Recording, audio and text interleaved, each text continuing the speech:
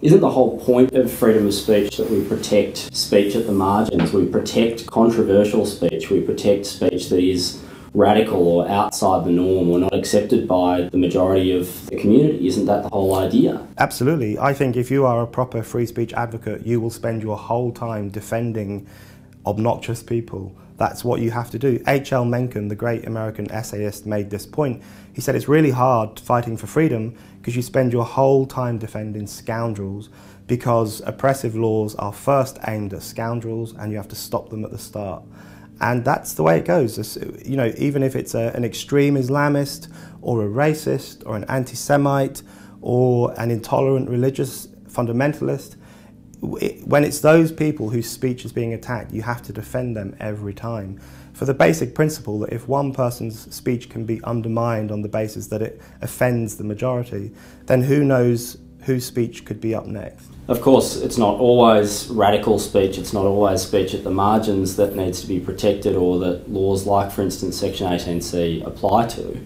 18C is a great example of where you've got, for instance, university students being taken to court at the moment, as we do in Australia, for saying things that really I don't believe to be at the margins of what is acceptable speech. One student, Alex Wood, was taken to court for saying, just got kicked out of an unsigned Indigenous computer room, QUT, which was the university he was at, stopping segregation with segregation. That seems to be quite a moderate position to take and certainly a contestable political idea. So in 18C, I think we've got an example of a very low threshold being created by these laws. So I think the QUT case is a really good example of, as soon as you allow the state to patrol speech, to fix the parameters of acceptable thought, to determine what is hateful and what is non-hateful, then it will use that potentially, or individuals will use that, to try and prevent the expression of ideas they simply don't like. That's why I think you've got to stop it now before it goes further, and before you know it, people could potentially be arrested and punished in other ways simply for holding views that others don't like. And it's in the West, across Europe and America in particular, it's reached epic proportions. You know, in Britain, for example, 30 student unions have banned Robin Thicke's song Blurred Lines on the basis that it is offensive to women. There was a hilarious incident at Oxford University where someone accidentally played it at the kind of student night out, and the student union official leapt up to switch the sound system off, which really reminded me of when I was at Catholic school and the nuns would always switch off the sound system when Madonna came on or something. So, and you know, there are other incidents. They've banned the Sun newspaper from campuses, lads mags, and speakers. You know, Germaine Greer has always been hounded off campus because she is supposedly transphobic. I was banned from speaking at Oxford because I don't have a uterus. I was supposed to speak on abortion. I was supposed to give the pro-choice case.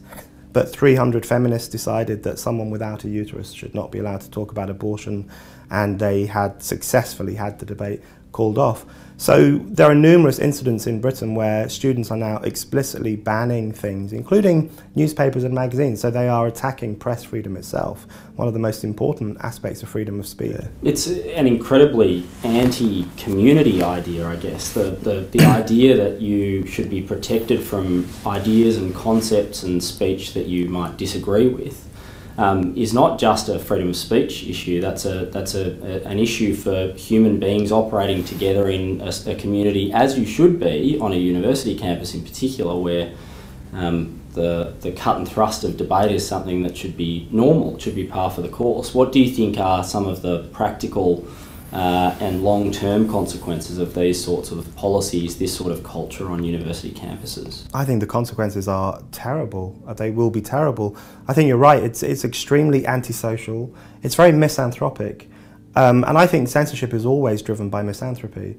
You know, freedom of speech is really an expression of trust in people, in their ability to hear all ideas, to judge for themselves whether they're good or bad, to push certain ideas to one side, to embrace others. People who support freedom of speech generally trust ordinary people to negotiate public life without needing constant help and advice.